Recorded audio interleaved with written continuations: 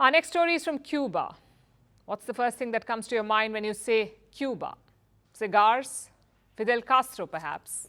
Those are the popular guesses. But have you heard about the Cuban economy? It's been in the headline for some time now. Cuba has raised its fuel prices by 500%. It cancelled its annual May Day parade because of shortage of fuel. It is asking the World Food Programme for powdered milk. There's a shortage of food, there's a shortage of medicines, and this isn't a new crisis. It's been going on for decades now. Our next report tells you how Cuba went from being the shining beacon in Latin America to a struggling economy. It was the early 1960s. The CIA was busy with Operation Mongoose. America wanted to kill Fidel Castro. They hatched different plans. 33 of them. Some included the usual, like poisoning, hiring hitmen. But some of those plans were downright bizarre, like using a nuclear-tipped cigar. Sounds like the CIA drew inspiration from cartoons. Obviously, the plans did not work. The CIA tried and tried, but Castro had more lives than a cat. So his cigars stayed, as did his revolutionary speeches.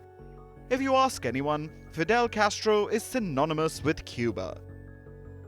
The world knows him as Castro, but for Cubans, he was just Fidel. He was loved by some, hated by many, but no one could ignore him. His beard was recognizable anywhere, so much so that a CIA plan was to make his beard fall out. America believed it would make people lose respect for him and lead to his ouster. That did not happen. Castro was the longest-serving non-royal leader of the 20th century. His rule spanned that of 10 US presidents. Castro believed Cuba's problems were because of capitalism. He wanted a people's revolution. So, in 1953, he planned an armed uprising. It was against Fulgencio Batista. He was arrested, he left Cuba, but returned to lead a guerrilla campaign. And in 1959, Castro finally got what he wanted, to rule over Cuba. It was a contentious rule.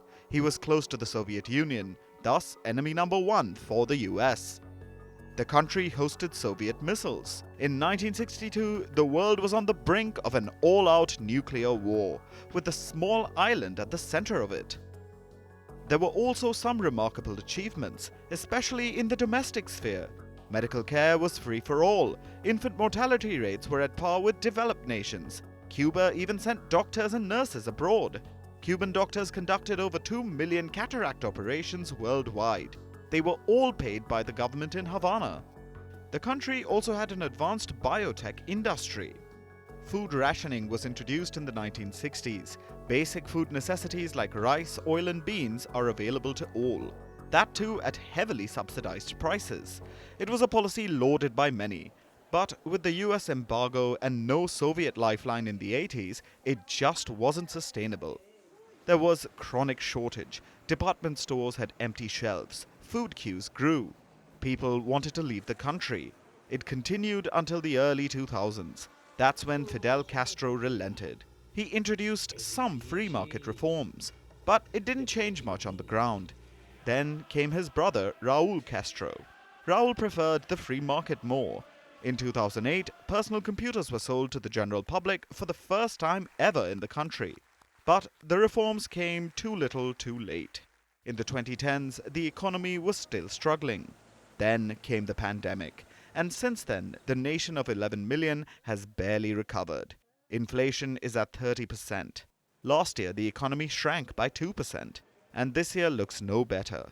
Cuba has hiked fuel prices by 500%. There's a shortage of milk, medicines, and other food items, which is why Cuba is now asking the World Food Programme for powdered milk. Cuba blames the US sanctions for the crisis. But government mismanagement over many decades is equally to be blamed. Fidel Castro may be long gone, but his policies continue to loom over the island. Cuba was once a crowning jewel in Latin America, but it lost its sheen long ago and is struggling to find a way back.